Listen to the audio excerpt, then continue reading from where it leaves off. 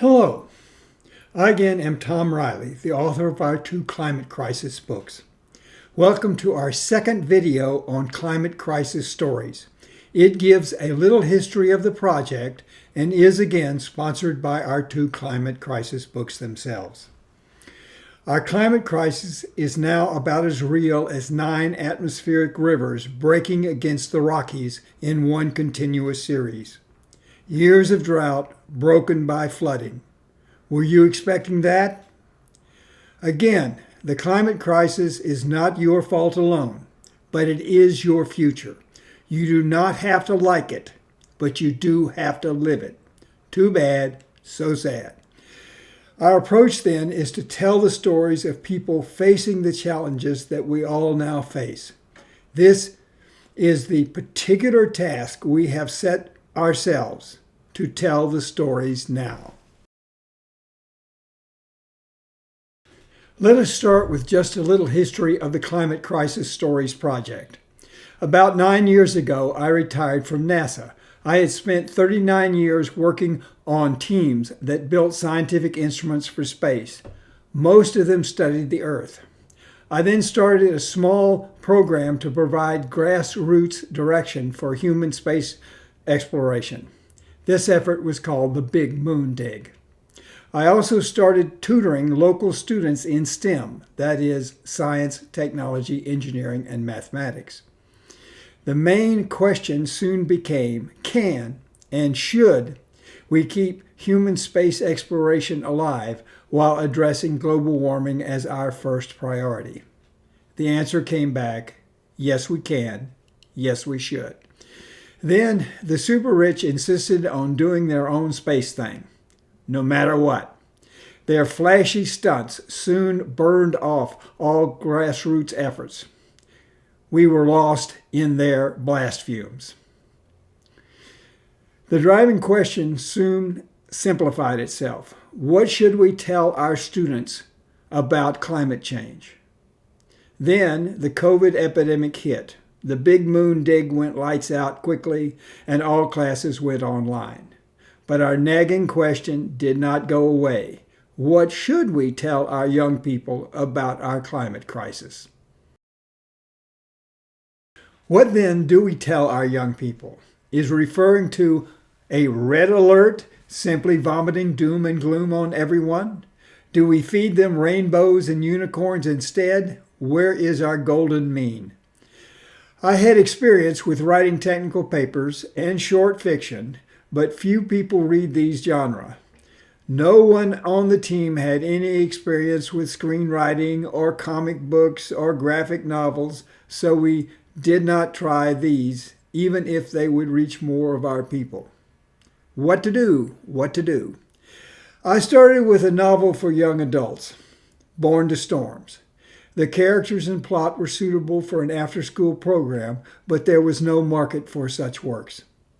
The question then became, what media do young people really use, and which projects could we actually do? Our answer was a novel intended as the basis for an open TV series. This is a real possibility open to us, even if the whole idea was one huge long shot. So came A Climate of Revenge. Our tutoring talks changed too. Now, instead of talking about professions and livelihoods, we talk to our students about finding your place on Team Earth. Of the thousands of actions needed to save our planet, which ones speak to you? Which ones call out to you as your life's work? There are millions of activities that would qualify as Team Earth. It could be planting trees by dawn's light. It could be inventing the latest high-tech breakthrough that will save the day. It could be growing food in a new way. It could be anything that made these hard times better for people. This is a rather different direction for our young people's dreams. Still, it is a question that they quickly understood, even if it would be a long time before they will speak it out loud. Climate Crisis Stories Project simply became an ongoing conversation about Team Earth. For some, Team Earth will be their job. For some, their hobby. For many, being on a really large team on the side of the earth itself will be meaningful and provide their life's direction. People soon ask, why write a murder mystery? I thought you guys were nonviolent. There are two reasons. Maybe they are good, maybe they are not.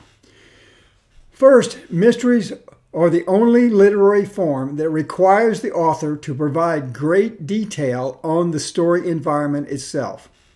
Most stories try to be as time general as possible. Sure, trains might be shown instead of horse-drawn carriages, but stories about people need to be universal.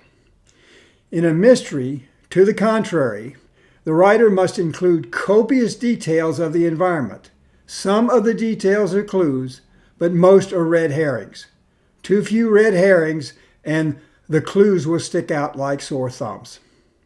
Second, right now, mysteries shot as open TV series are hot, hot, hot. Sure, a series is far better way to reach our audience than the novel. Our intended audience will gobble one up streaming hour after hour. We need to flow with the times.